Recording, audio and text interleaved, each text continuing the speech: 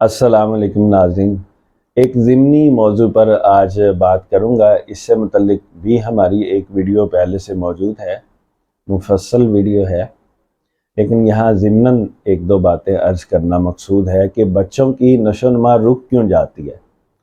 تو بچوں کی نشو و نما رک جانے سے کے پیچھے بھی ہمارے غذا کے تصورات ہیں۔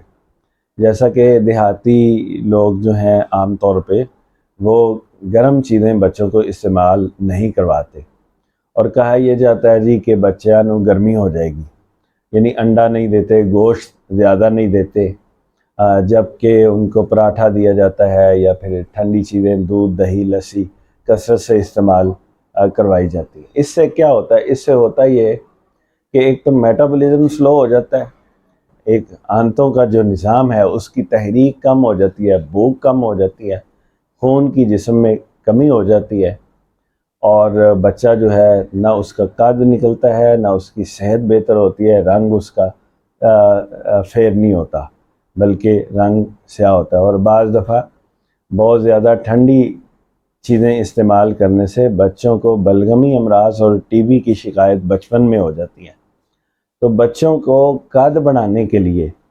اور ان کی جسمانی صحت بہتر کرنے کے لیے، ان کا رنگ بہتر کرنے کے لیے، ان کی جلد، آنکھوں اور بالوں کی صحت کے لیے،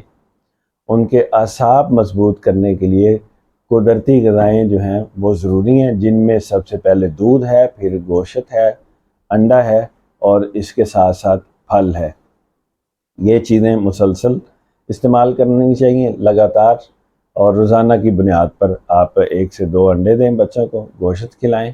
دودھ دیں، مکھن دیں، دیسی گھی دیں، کیونکہ پروٹین سے،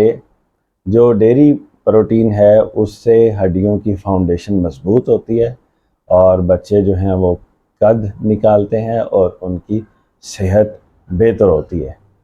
اگر آپ ٹھنڈی چیزیں استعمال کرواتے رہیں گے اور کھجور، دودھ اور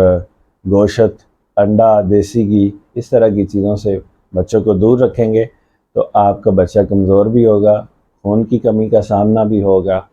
اور بلغمی امراض کا سامنا بھی ہوگا۔ اور بعض دفعہ بچے بستر میں بھی پیشاب کرتے ہیں، اس کی وجہ بھی یہ ہوتی ہے کہ بچے جو ہیں وہ اعصابی طور پہ کمزور ہو جاتے ہیں، آپ ان کو کثرت کے ساتھ ٹھنڈی چیزیں استعمال کروا رہے ہوتے ہیں۔ السلام علیکم۔